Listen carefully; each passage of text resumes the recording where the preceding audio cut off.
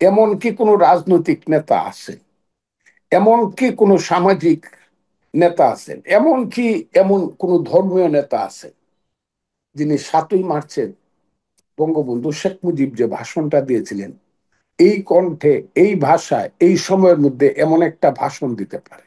কাজেই তুমি চলো দেখি, আর সেই চলো দেখি মানে জীবনের জন্য চলো কোথাও পরপারে, এটা হয়ে যেতে পারে। আর আমি তো কোনো চোর চোরটা না, ডাকাই তো না, টাকা লুটও করি নাই। পৃথিবী ধ্বংস হইতে পারে, কিন্তু ফজলুর রহমানকে একটা লোক বলতে পারবে না এই দোষে এই লোকটা দোষী রাজনীতিতে।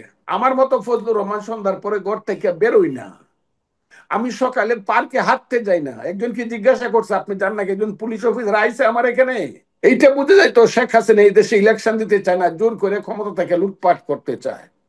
কিন্তু উনার ব্যাপারটা তো কিছুই বুঝে যায় না, উনি খালি লুটপাট করতে চায় না, উনি রোগীটাকেই শেষ করে দিতে চায়। আজ ঐতিহাসিক ৭ মার্চ।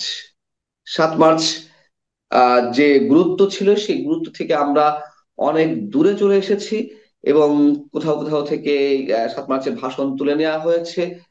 আহ, এর যে গুরুত্ব ছিল রাষ্ট্রীয় পর্যায়ে সেটিও আর তা বহন করছে না, অন্তত এই সময়ে। বর্তমান সরকারের পক্ষ থেকে আপনার মন্তব্য জানতে চাচ্ছি একজন মুক্তিযোদ্ধা হিসেবে। আপনাকে অসংখ্য ধন্যবাদ। দেশবাসীকে আমার সালাম, আসসালাম আলাইকুম। আপনি প্রথমেই যে প্রশ্নটা আমাকে করেছেন, আমি বাস্তবেই 1971 সনের ৭ই মার্চের সঙ্গে যুক্ত ছিলাম। এটা আমার জন্য বাস্তব, অনেকের জন্য 54 বছর আগের ইতিহাস। এটাই সত্য। এখন এই ভাষণটা কেন তারা এইবার, আমি দেখলাম ওইতে ছেলেপেলেরা এটা সিদ্ধান্ত নিল যে এটা এমন কোনো ভাষণ।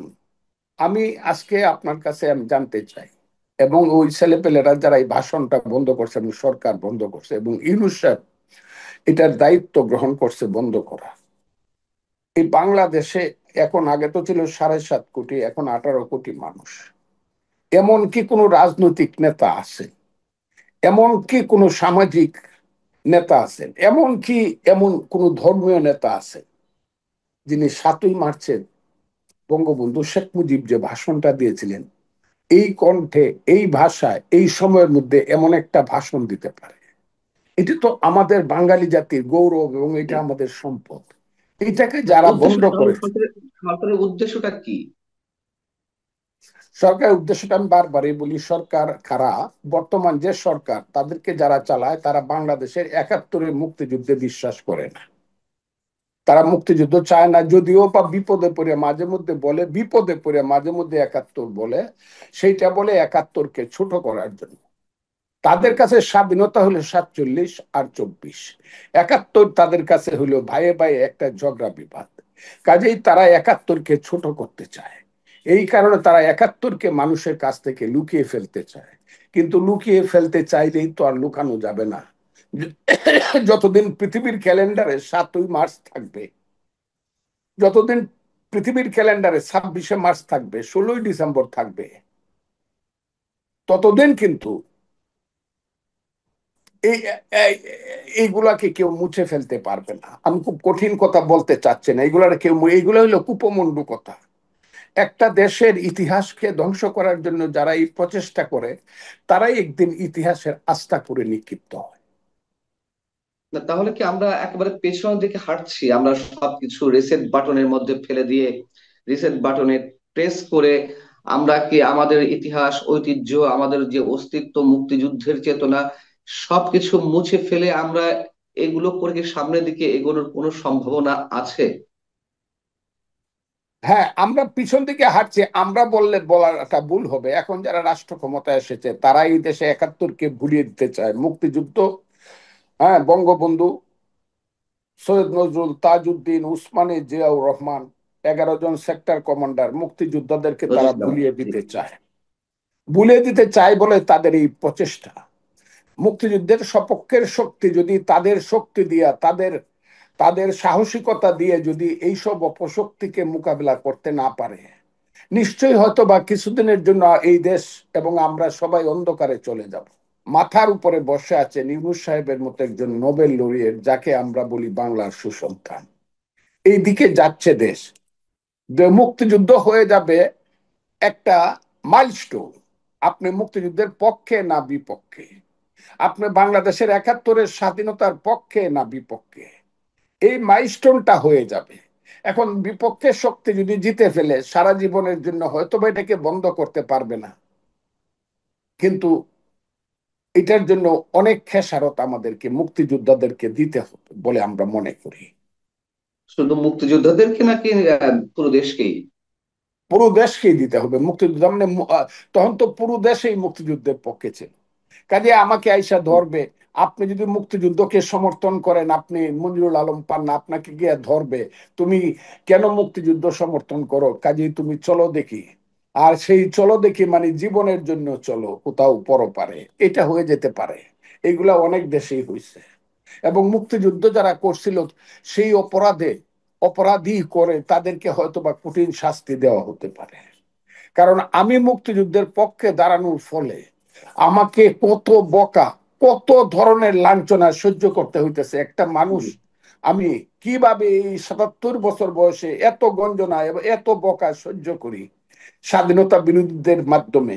2 দিন আগে আপনার একটি টক শোতে আপনার একটি মন্তব্য কেন্দ্র করে ছাত্র সমন্বয়কদের পক্ষ থেকে তুমুল বিরোধিতা শুরু হয়েছে। ঢাকা বিশ্ববিদ্যালয়ে আপনার কুশপুত্তলিকা দাহ করা হয়েছে, আপনার পদত্যাগ দাবি করা হয়েছে বিএনপি থেকে। আহ আমরা জানি যে সেখানে কি ধরনের কথাবার্তা হয়েছিল, কিন্তু এই ধরনের প্রতিক্রিয়ার বিপরীতে আপনি কি বলবেন? এক নম্বর হলো, একটা জিনিস নিয়ে খুব বিব্রত আছে, সেটা হলো যারা পিছন থেকে এই কাজটা আমার বিরুদ্ধে করাচ্ছে জি। এর একমাত্র কারণ হলো আমি মুক্তিযুদ্ধের পক্ষে মাথা উঁচু করে আমি অবস্থান নিয়েছি। তারা যখন মনে করেছিল তাদের সাম্প্রদায়িকতা এবং স্বাধীনতা বিরোধিতার ঢেউ সবকিছু তছনছ করে দিবে বাংলাদেশকে, তখন মাথা উঁচু করে যারা দাঁড়িয়েছে আমি এক নম্বর ছিলাম, এবং জীবন মৃত্যু রিস্ক নিয়ে আমি দাঁড়িয়েছি। এবং তারা যখন দেখলো যে না, কিছু লোক এখনো মুক্তিযুদ্ধের পক্ষে হিমালয়ের মতো দাঁড়িয়ে থাকার সাহস রাখে, তারা একটু পিছাইছে। কিন্তু তাদের যে ছাত্র এবং যুবক নামধারী ছেলেরা আছে, আমি যাদেরকে দেখলেই চিনি, যাদের পোশাক দেখলে চিনি, দাড়ি দেখলে চিনি, চুল দেখলে চিনি, কথাবার্তার স্টাইল দেখলে চিনি, যে এরা হলো ওই 71-এর মুক্তিযুদ্ধ যারা করেছিল তাদেরই আদর্শে আদর্শিত সন্তান। কেউ তাদের নিজের সন্তান, কেউ অন্য সন্তান, কিন্তু তারা ওই আদর্শে, মুক্তিযুদ্ধ বিরোধিতা আদর্শে তারা শিক্ষিত বা তারা তারা ট্রেন্ড। তারা আমি কথা বললে এই ধরনের কথা বলতে থাকে যেগুলো সহ্য করার মতো না। আমার ব্যক্তিগত ভাবে এমন ভাবে বকাবকি গালাগালি করে এটা সহ্য করার মতো, এবং এটা চলতেছে দীর্ঘদিন যাব। এবং ওই দিন যে ঘটনাটা ঘটছে এটা তেমন কোনো ঘটনা না। আমি অন্য একজনের সঙ্গে, আমি কানাডার ফেস দ্য পিপল একটা, এটার সঙ্গে আমি দীর্ঘদিন যাবত জনাব সাগরের সাথে আমি কথা বলি। কিন্তু হঠাৎ করে একটি ছেলে প্রশ্ন করার নামে এসে এখানে আসলো।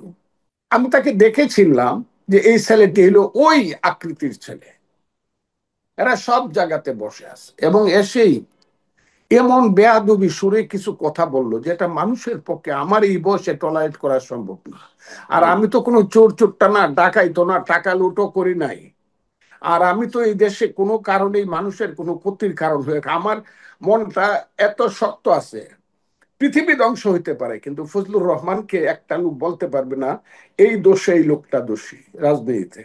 কাজে আমার সামনে যখন এইসব বেয়াদবের মতো কথা বলতে, কি কি কথা কিছুদিন আগে বলছে, আরে বিএনপি একটা হিজড়া পার্টি, হয় ওই ছেলেটা না হয় তার মধ্যে আর একটা ছেলে, আমার কিন্তু এটা মনে আছে, খুব কষ্ট পাইছি যে শেষ দিয়ে আমি এটা উত্তর দিনে কারণ উত্তর দিন হিজড়া পার্টি। আচ্ছা, ওই দিন সে বলা শুরু করলো ক্ষমতায় যাওয়ার জন্য আপনার তো পাগল হয়ে গেছে, লুট করবেন তো, লুট করবেন তো, একটা ট্রাক সরাইতে পারেন না 16 বছরে, বালুর ট্রাক, আপনারা কিসের পার্টি, এটা বিএনপি।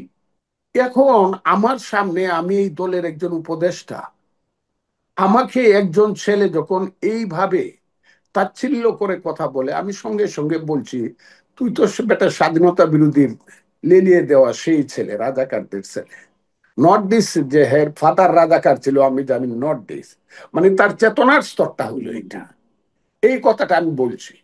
এবং যারা আমার সঙ্গে এই ব্যবহার করে বাংলাদেশে কেউ করে না, একমাত্র 71-এর পরাজিত শক্তির আদর্শে যারা বিশ্বাস করে তারাই আমার সঙ্গে বাংলাদেশে এই ব্যবহারটা করে। সেই কারণে যারাই আমার সাথে এই ব্যবহারটা করে, আমি মুক্তিযোদ্ধা হিসাবে আমার প্রথম ওটাই হয়, এরা তো আমার বিরোধী। আর আমার বিরোধী যারা ছিল তাদেরকে বলা হতো রাজাকার, আলবদর আর হানাদার বাহিনী। এই কারণে আমি এই কথাটা তাকে মিন করে বলি নাই, বা তাকে নির্দিষ্ট করে বলি আমরা নাই, বুঝতে তাদের পারছি, কিন্তু চেতনার স্তরকে নির্দিষ্ট আপনার করে কথা বিরুদ্ধে বলি। এখন তারা যেসব স্লোগান তুলছে, তারা যেসব মন্তব্য করছে, নিশ্চয়ই আপনি একজন মুক্তিযোদ্ধা, জাতির একজন সূর্য সন্তান, আপনার প্রতি আমাদের আপাতমস্তক শ্রদ্ধা রয়েছে, সম্মান রয়েছে।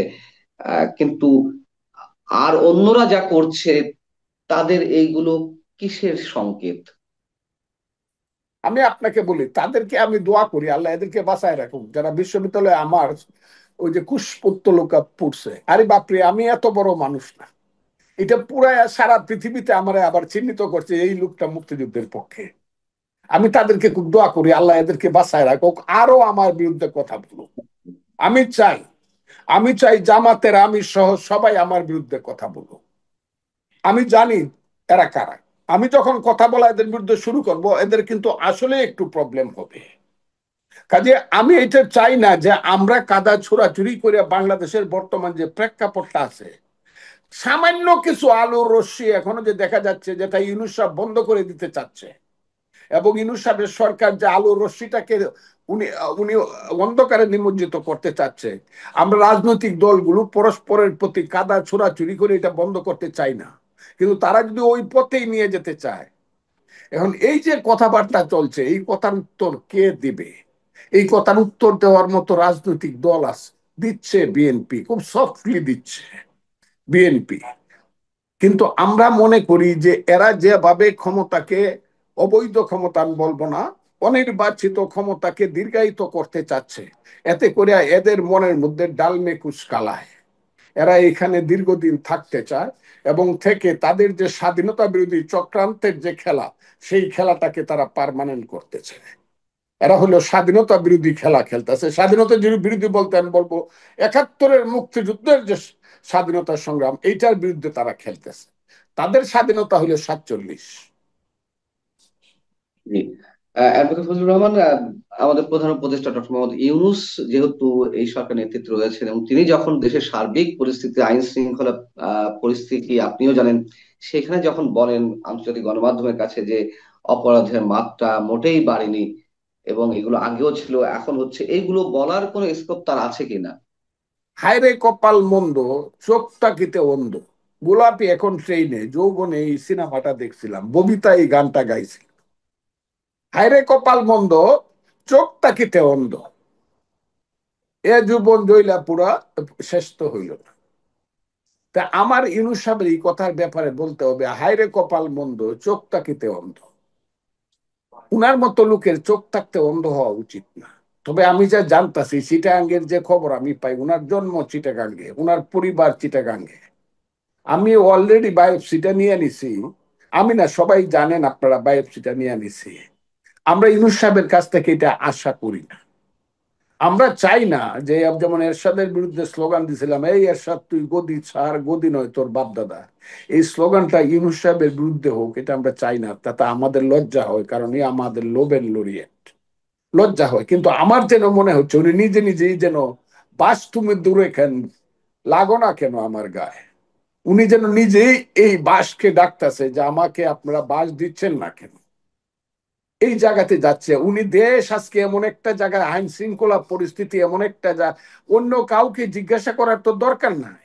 আমার মতো ফজলুর রহমান সন্ধ্যার পরে ঘর থেকে বেরোই না। আমি সকালে পার্কে হাঁটতে যাই না। একজনকে জিজ্ঞাসা করছে, আপনি জান না একজন পুলিশ অফিসার আইছে আমার এখানে, একজন কি সিকিউরিটির কর্মী আসছে আমার এখানে, আপনি যে এই কথা বলতেছেন কেন? আমি তো সন্ধ্যার পরে ঘর থেকে বেরোই না। অথচ হাসিনা যে ডিক্টেটার ছিল বা ফ্যাসিস্ট ছিল, তার আমলে রাত্র ২:৩০ পর্যন্ত ঘুরে বেড়াইছি, আড্ডা মারছি, আসছি নিবেতে, একবারও মনে হয় নাই যে আমার আমার জীবন বিপন্ন হইতে পারে। কিন্তু তার আমলে তো এটা, ওই যে আমি বলছি, হাসিনার আমলে অন্ধকার ছিল, কিন্তু টর্চ লাইট মারলে পরে অন্ধকারটা বিদূরিত হইতো। উনার আমল তো কুয়াশা এবং দুয়াশা চলছে, ডাবল গাড়ির লাইট জ্বালায় কুয়াশাকে বিদূরিত করা যায় না। উনি তো সেই দেশটাকে কুয়াশাচ্ছন্ন করে ফেলছে। এইটা বুঝে যায় তো শেখ হাসিনা এই দেশে ইলেকশন দিতে চায় না, জোর করে ক্ষমতা থেকে লুটপাট করতে চায়। কিন্তু উনার ব্যাপারটা তো কিছুই বোঝা যায় না। উনি খালি লুটপাট করতে চায় না, উনি রোগীটাকেই শেষ করে দিতে চায়, দেশটাকেই উনি শেষে বাংলাদেশ রাখতে চায় না, বাংলাদেশের নামটাই রাখতে চায় না। উনার আমলেই বাংলাদেশের নাম থাকবে কিনা সেটা নিয়ে ওই 40 বছর যাবত যে দেশের বাইরে আছে তারাই কমিশন করে, এটা আমাদের জন্য লজ্জার ব্যাপার। কিন্তু উনার মনে এইসব দাগ কাটতেছে বলে মনে হয় না। আমরা তাই মনে আপনি করি ইউনূস সাহেব কি বললো কি বললো না, একটা পর্যায়ে কিন্তু এই কথাটা আইসা পড়বে। ইউনূস সাহেব বলছে অর্থনীতি ভালো চলছে, আইন শৃঙ্খলা পরিস্থিতি ইত্যাদি ইত্যাদি, আবার পরশুদিন আবার এক ফুল পড়ি আবার এগুলা বললো হাসতে হাসতে। ওই যে উপদেষ্টা ডক্টর কমিটিতে রিজওয়ান হাসান। জি। যা ফুল, উনি যেভাবে করে মানে হালকা মেজাজে হাইসা হাইসা কথা বলে, আমার মনে হলো উনি ফুলপরি হিসাবে কথা বলে। উনি দেশের বাস্তবতাটা কিচ্ছু জানে না। চাউলের দাম কত, ডাইলের দাম কত, বাজারে গেলে মানুষের কি অবস্থা, এটা উনি কিছুই জানে না, কিচ্ছু জানে না। চান্দাবাজি কিভাবে হইতেছে, ডাকাতি কিভাবে হইতেছে, লুট কিভাবে হইতেছে, মিথ্যা এফআইআর কিভাবে হইতেছে, কি করে লাখ লাখ কোটি কোটি টাকা। কালকে 7 জন, আমি আপনাকে বলছি 7 জন সচিব, সাবেক সচিব, এর মধ্যে সিনিয়র সচিব আছে, আমি নাম বলতে পারি, নাম বললে তো বিপদ হবে। কোনো কারণে তারা আমার সাথে বসছিল, আমার কোর্টেই বসছিল, গেছিল, তারা চোখের পানি ফেলে আমাকে বলছে, ফজলু ভাই, গুণাক করে জানলাম না কোথায় গুলি হইল কোথায় কি হইল, কিন্তু আমরা প্রত্যেকেই 3টা করে মামলার আসামি আছি। আমি বললে পরে আপনাকে আমি কাগজ পাঠাই দিতে। এরা সবাই কিন্তু সচিব এবং সিনিয়র সচিব ছিল, সচিব এবং সিনিয়র সচিব 7 জন। এর আগে 57 জন সচিবকে কিন্তু বাড্ডার একটা মামলায় আসামি করা হয়েছিল। এই যে দেশ বানাইছেন ইউনূস সাহেব, ইউনূস সাহেব খালি কি মনে করে, উনি তো নিজে খেইসে পড়ছিলেন। মিথ্যা মামলা বা সত্য মামলা যাই হোক, বা অর্ধ সত্য মামলা যাই হোক, ইউনূস সাহেব কি মামলার জ্বালাটা বুঝেন না? চৈত্র মাসের খরতাপের রোদ্রে যখন আপনাকে নিয়ে 10 তলায় হাঁটায় হাঁটায় তুলতো, সিঁড়ি বা হয়ে ফ্যান দিত না মাথার উপরে, ইউনূস সাহেব সেই কথাগুলো কি আপনি ভুলে গেছেন? আপনি আমার মানুষ। আপনি বলছিলেন যে ডক্টর ইউনূস বুঝতে পারছেন উনি কি করতে চাচ্ছেন, মানে কোন দিকে যাচ্ছেন। আপনি বাস দিয়ে একটি এক্সাম্পল দিলেন। আসলে তিনি কোন দিকে যাচ্ছেন, মানে তার তিনি যদি বাংলাদেশকে পেছনের দিকেই নিতে চান, স্বাধীনতা বিরোধী খেলা এখানে স্থায়ী করতে চান, তাহলে আসলে কি ওয়েট করছে তাদের জন্য, বা কি ওয়েট করছে আমাদের জন্য, বা কি ওয়েট করছে? তারা মনে করতেছে এইভাবে ক্ষমতাটা দীর্ঘায়িত করলে এক সময় এসে মানুষ ক্লান্ত হয়ে যাবে, বাঙালি জাতি ক্লান্ত হয়ে যাবে, এবং প্রতিবাদের ভাষাটা অনেক দুর্বল হয়ে যাবে। তখন তারা তাদের ইচ্ছা মতো দেশের সংবিধান পরিবর্তন করতে পারবে, দেশের স্বাধীনতার ব্যাপারটা তারা নতুন ভাবে, ওই যে দ্বিতীয় সেকেন্ড রিপাবলিক করতে পারবে তারা, দ্বিতীয় রিপাবলিক তারা করতে পারবে। বাংলাদেশটাকে হয়তোবা লিখতে পারে ইসলামিক রিপাবলিক অফ বাংলাদেশ, অন্ত সম্মান করে বাংলাদেশ নামটা রাখতে পারে। কিন্তু ইসলামিক রিপাবলিক, তারা তাদের সেই স্বপ্নে বিভোর আছে। কিন্তু তারা জানে না বাঙালি জাতি ঘুমায় কুম্ভকর্ণের মতো, এটা ঠিক আছে, কিন্তু জাগলে আর সিডাকসিন খাওয়া ঘুম পাড়ানো যায় না। কিন্তু বাঙালি জাতির সামনে কোনো শাসক, কোনো দুঃশাসক, কোনো কুশাসক কোনোদিন কোনো কারণে ইতিহাসে যখন বাঙালি জাতি জাগছে, সে তার পতন না করে ছাড়ে নাই, এবং সেই পতন তার জন্য খুব দুঃসহ হয়েছে।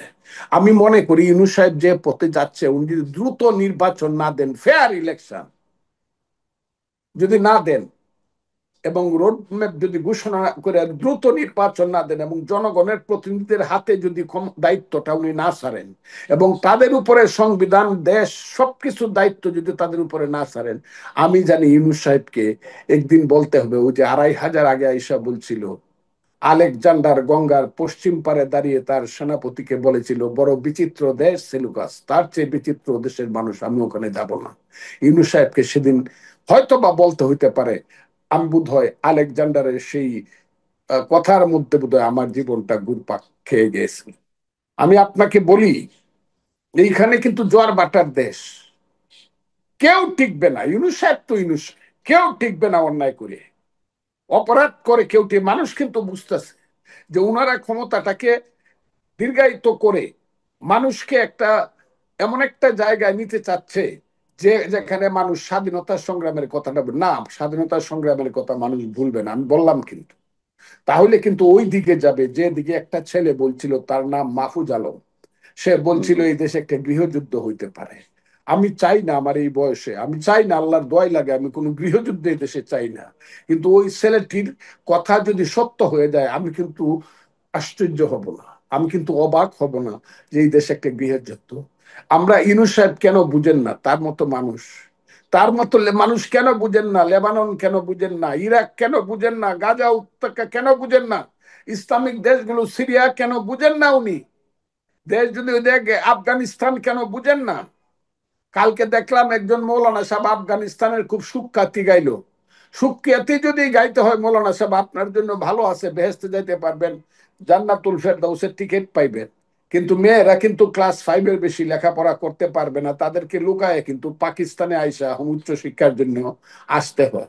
আমাদের দেশেও আপনারা এটাকে বেহেস্ত বানাইতে পারবেন, বেহেস্তের টিকিটও দিতে পারবেন, কিন্তু মেয়েদেরকে কিন্তু আপনারা অন্ধকারে রাখবেন, যার সংখ্যা হইল 50%। আর যে দেশে মা এবং মেয়ে, নারী যে দেশে আলোকিত নয়, সেই সমাজ কোনোদিন আলোকিত হয় না। আপনারা তো অন্ধকারের দিকে নিতে চাচ্ছেন, নিয়ে দেখেন কতটুকু লাভ হয়।